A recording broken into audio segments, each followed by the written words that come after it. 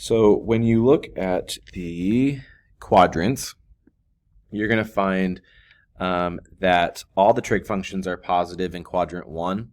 They're always going to give you positive values. So we're going to put an A there, which stands for all.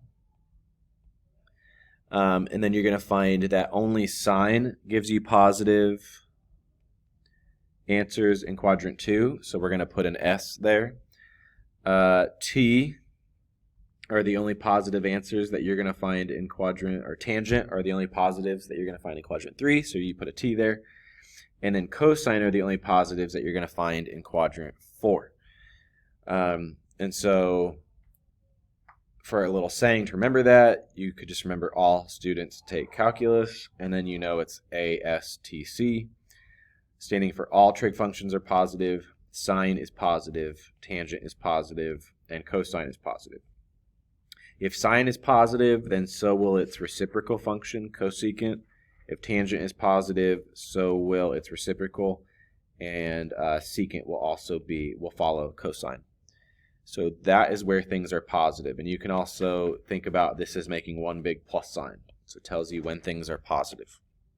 So in this next example, they're telling me that the sine of theta, so here's another example, the sine of theta is 3/5.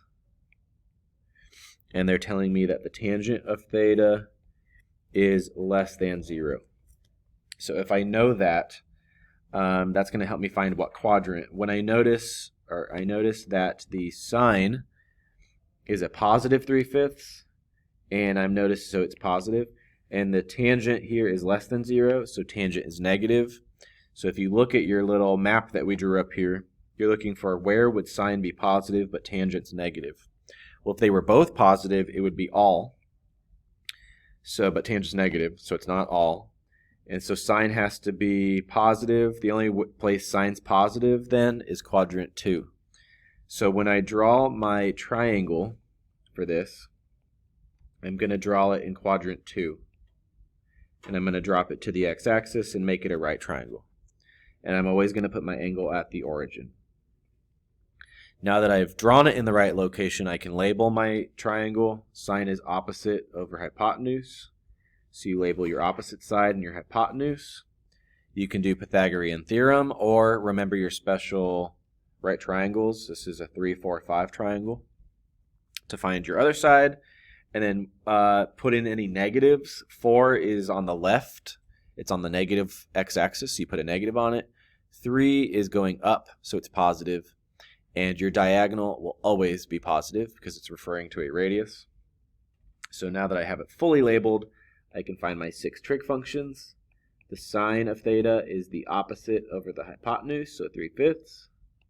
Cosine is adjacent over hypotenuse, negative 4/5. Tangent is the opposite over the adjacent, 3 over negative 4.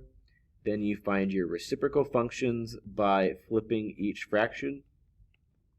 So cosecant would be 5/3, secant would be 5 over negative 4, and cotangent would be negative 4 over 3. So those are your 6 trig functions.